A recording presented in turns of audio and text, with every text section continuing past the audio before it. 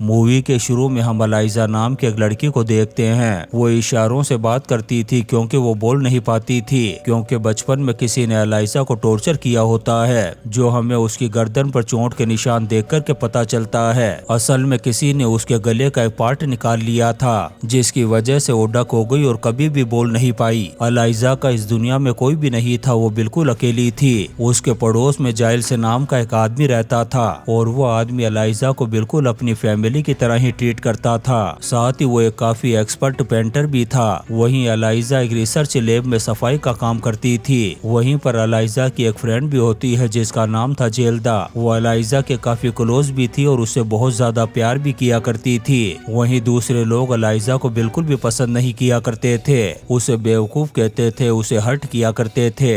इसीलिए अलाइजा भी किसी से ज्यादा बात नहीं किया करती थी। जब वो दोनों लैब को क्लीन कर रही थी तभी एक ऑफिसर आकर के बोलता है कि आज हमारे लैब में एक टीम आ रही है जो अपने साथ एक अजीब सी चीज भी ला रही है। वो चीज काफी कीमती भी है और अनमोल भी। ऐसी चीज आज तक हमारे लैब में नहीं आई। थोड़ी ही देर बाद वो टीम आ जाती है जिसके पास एक बड़ा सा वाटर टैंक था और उस टैंक के अंदर कोई अजीब सी चीज थी। अलाइजा जब उस टैंक के करीब जाती है तो वो चीज मूव करना शुरू कर देती है और बहुत तेज आवाज भी। तभी वहाँ पर एक टीम आ जाती है और उस टैंक को एक सेफ रूम में ले जाती है। यहाँ पर अलाइजा और उसकी फ्रेंड कुछ भी नहीं समझ पाती। अगले दिन जब वो दोनों सफाई कर रही होती हैं, तभी उन्हें उस रूम से आवाजें आने लगती है जहाँ पर उस टैंक को रखा गया था। उसी रूम से एक आदमी बाहर आता है जो एक कर्नल था। वो बहुत ज्यादा सेल्फिश था और इस पूरे प्रोजेक्ट का लीडर भी। कर्नल के हाथ से खून आ रहा था और उसे इतना दर्द हो रहा था कि वो घुटनों के बल बैठ जाता है। तभी वहाँ पर एक टीम आती है और कर्नल को अपने साथ ले जाती है। फिर अलाइजा और उसकी फ्रेंड को कहा जाता है कि उस रूम को क्लीन किया जाए। जब ये दोनों उस रूम में जाती है तो वहाँ पर खून पड़ा होता है और किसी की कटी हुई 2 उंगलियां भी। और ये उंगलियां उस कर्नल की थी। शायद उसे उसी चीज ने मारा होगा जिसे यहाँ पर लाया गया था।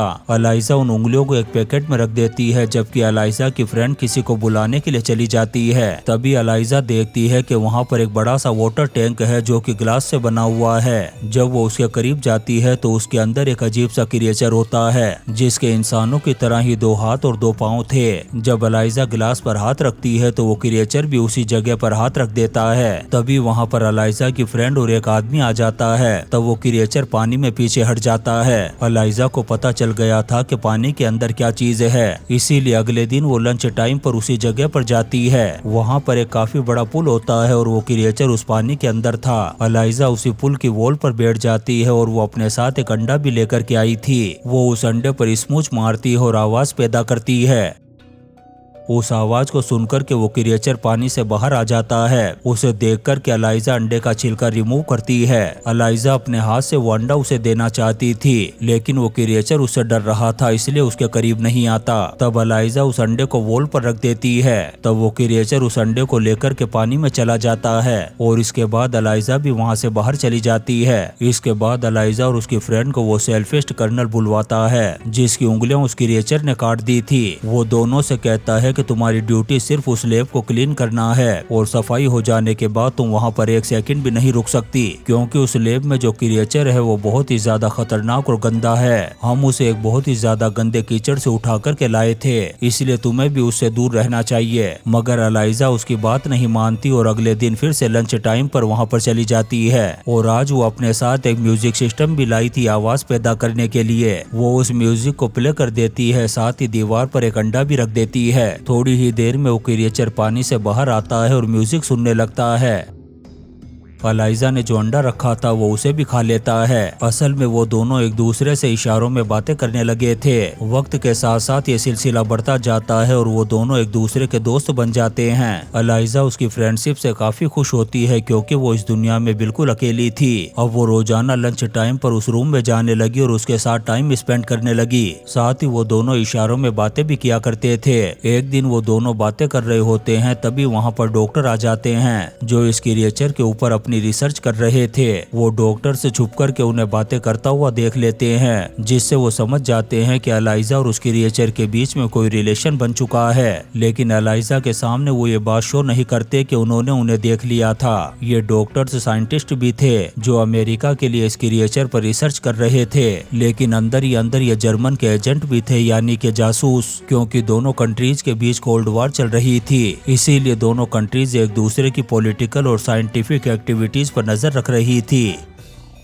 ये डॉक्टर्स भी क्रिएचर से रिलेटेड सारी इन्फॉर्मेशन जर्मन को दिया करते थे, वो भी खुफिया तरीके से। अगले दिन एलाइजा फिर से उस क्रिएचर से मिलने के लिए जाती है। वो देखती है कि उस क्रिएचर को बड़ी बेदर्दी के साथ चेन किया हुआ है, उसकी बॉडी से खून भी निकल रहा था। ये देखकर के एलाइजा को उस पर तरस आ जाता है। तभी उसे किसी के आने की आहट सुनाई देती है और वो एक जगह पर जाकर के छुप जाती है। तभी वहाँ पर आता है वही कर्नल जो इस क्रिएचर से बहुत ज्यादा नफरत किया करता था। कर्नल के पास एक आयरन रोड था जिससे करंट पैदा होता था और वो उस आयरन रोड से उस क्रिएचर को इलेक्ट्रिक शॉक देता है। तभी वहाँ पर जनरल आते हैं। वो इस क्रिएचर को देख कर के कहते हैं कि हमने तो सोचा था कि काफी छोटा होगा, लेकिन ये तो बहुत बड़ा है। कर्नल बताता है कि अमेज़न के लोग इसे अपना गॉड मानते हैं, जो पानी में इसके लिए फल फ्रूट फेंकते हैं और पता नहीं क्या क्या। कर्नल कहता है कि अगर हमें इसके बारे में ज्यादा जानकारी हासिल करनी है तो इसे जान से मारना होगा, क्योंकि इसे मार कर के ही हम सब कुछ पता लगा सकते हैं। मगर डॉक्टर उसकी बात नहीं मानते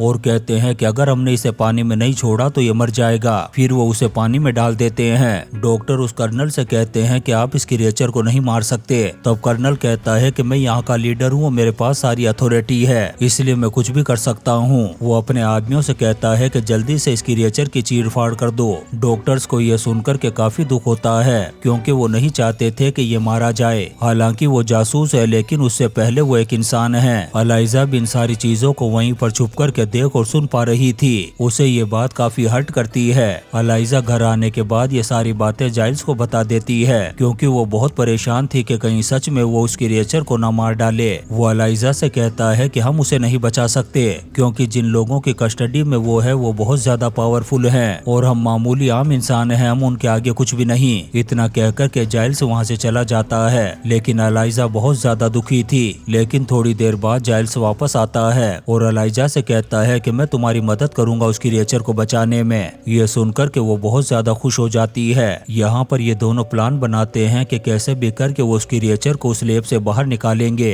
अब एलाइजा लेब में जाकर के सबसे पहले कैमरास को ऊपर की तरफ कर देती है, ताकि किसी को पता न चल सके कि क्रिएचर को इन्होंने भगाया है। इसके बाद वो एक कार्ट में बहुत सारे टॉवेल रख कर के उस क्रिएचर के पास जाती है, मगर उसे जंजीरों से बांधा हुआ था और एलाइजा के लिए उन जंजीरों को खोलना इम्पॉसिबल था। तभी वहाँ पर वो डॉक्टर आ जाते हैं, जिन्हें देखकर के एलाइजा घबरा जाती है। लेकिन वो डॉक्टर तो खुद ये चाहते थे कि वो क्रिएचर जिंदा रहे, इसलिए वो एलाइजा को लॉक की की दे देते हैं और एलाइजा उन लॉक्स को खोल देती है। ये क्रिएचर फीलिंग को समझता था और काफी इंटेलिजेंट भी था।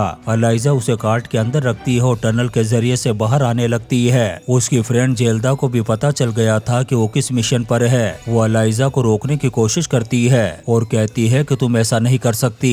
एलाइजा उसे समझाती है कि अगर हमने इसे यहाँ छोड़ दिया तो ये लोग उसे मार डालेंगे। ये सुनकर के वो भी उसका साथ देने के लिए तैयार हो जाती है। उधर जाइल्स अंदर आने की कोशिश करता है, मगर गार्ड्स उसे आने नहीं देते और कहते हैं कि तुम्हारा कार्ड फेक है। लेकिन डॉक्टर्स यहाँ पर उनकी हेल्प करते हैं और उस गार्ड को बेहोश कर देते हैं और आखिरकार ये लोग उस क्रिएचर को वहाँ से निकालने में कामयाब हो जाते हैं। तभी कर्नल को डाउट हो जाता है कि जरूर गेट पर कुछ ना कुछ गड़बड़ है, लेकिन जब वो गेट पर पहुंचता है तब तक वो लोग वहां से जा चुके थे। एलाइजा उस क्रिएचर को अपने घर ले आती है और बाथटब में रख देती है, क्योंकि उसकी जिंदगी पानी है और वो पानी के बगैर सरवाइव नहीं कर सकता। यहाँ पर वो डिसाइड करती है कि 10 तारीख को वो उस क्रिएचर को रिवर में छोड़ आएगी, क्योंकि बारिश होने के चांसेस थे और नदी में पानी आने की वजह से ये क्रिएचर अपनी मंजिल अपने समंदर तक चला जाएगा। अगले दिन एलाइजा काम पर जाती है ताकि किसी को डाउट न हो कि एलाइजा ने उस क्रिएचर को भगाया था। वहीं जाइल्स जाइल्स उस क्रिएचर के पास होते हैं और उसका ख्याल रख रहे होते हैं। इसी दौरान उनकी आंख लग जाती है। वो क्रिएचर बाथटब से बाहर आ जाता है और उनकी बिल्ली को मार देता है। जाइल्स देखता है कि वो क्रिएचर उनकी बिल्ली को खा रहा है।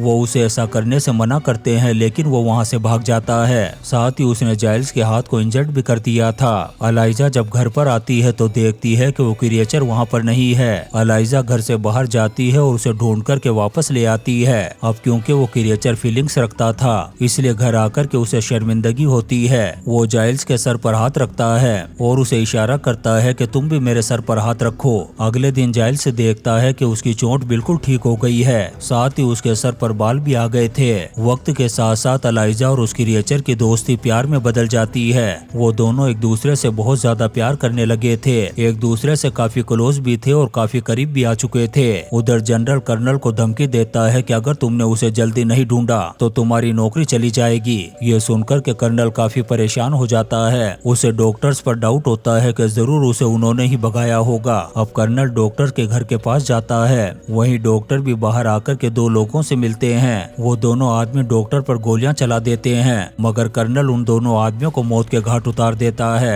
कर्नल को पता चल गया था कि डॉक्टर रशियन बोल रहे थे, यानी कि वो एक जासूस हैं। कर्नल डॉक्टर के पास आता है और कहता है कि मुझे सब कुछ बता दो कि वो क्रिएचर कहाँ है, मगर डॉक्टर उसे कुछ नहीं बताता। कर्नल उसे बुरी तरह से टॉर्चर करता है। तब डॉक्टर सिर्फ इतना बताता है कि वो एक क्लीनर है। इतना कहकर के वो मर जाता है। क्लीनर सुनकर के कर्नल को अब एलाइजा पर नहीं बल्कि उसकी फ्रेंड पर डाउट होता है और वो उसके घर पर पहुंच जाता है और पूछताछ करता है, लेकिन वो उसे कुछ नहीं बताती। लेकिन उसका हस्बैंड कर्नल को सब कुछ बता देता है कि वो क्रिएचर एलाइजा के घर पर है, क्योंकि मैंने अपनी वाइफ को एलाइजा से बात करते हुए सुन लिया था। ये सुनते ही वो कर्नल और भी ज्यादा गुस्से में आ जाता है और निकल पड़ता है एलाइजा के घर की तरफ। लेकिन उससे पहले एलाइजा की फ्रेंड उसे कॉल करके इन्फॉर्म कर देती है कि तुम फौरन उस क्रिएचर को लेकर के वहाँ से भाग जाओ, वो कर्नल आ रहा है उसे पकड़ने के लिए। किस्मत से आज 10 तारीख भी थी और बारिश भी हो रही थी, इसीलिए वो जल्दी से उस क्रिएचर को लेकर के निकल पड़ती है। कर्नल जब उसके घर पर पहुंचता है तो देखता है कि वहाँ पर कोई भी नहीं है। तभी उसे कैलेंडर में 10 तारीख के नीचे एक नोट मिलता है जिस पर लिखा था कि 10 तारीख को उस क्रिएचर को रिवर में छोड़ना है। एलाइजा उस क्रिएचर को लेकर के उस रिवर के करीब पहुंच चुकी थी। वो उसे दुखी मन से आखिरी बार गुड बाय कह रही थी, लेकिन तभी कर्नल आ जाता है और दोनों पर गोलियां चला देता है, जिससे वो दोनों वहीं पर गिर जाते हैं। थोड़ी देर में क्रिएचर फिर से खड़ा हो जाता है। कर्नल सोचता है कि ये साला मरा क्यों नहीं। तभी वो क्रिएचर कर्नल को मार देता है। फिर एलाइजा को गोद में उठा कर के ले जाता है समंदर की गहराइयों में। एलाइजा की गर्दन पर जो चोट के निशान थे वो क्रिएचर उस जगह पर हाथ लगाता है, जिससे एलाइजा जिंदा हो जाती है और पानी में सांस भी ले पा रही थी। असल में ये क्रिएचर बहुत सारी पावर्स का मालिक था। इससे एलाइजा को भी नई जिंदगी मिल गई थी। ये दोनों एक दूसरे को गले लगाते हैं और फिर हमेशा के लिए उस समंदर की गहराई में रह जाते हैं। और इसी सीन के साथ ये शानदार movie the shape of water खत्म हो जाती है। दोस्तों, हम आपके लिए ऐसी ही इंटरेस्टिंग मूवीज एक्सप्लेन करते रहेंगे, तो आप चैनल को सब्सक्राइब जरूर करें और लाइक और कमेंट्स भी करें। Thank you.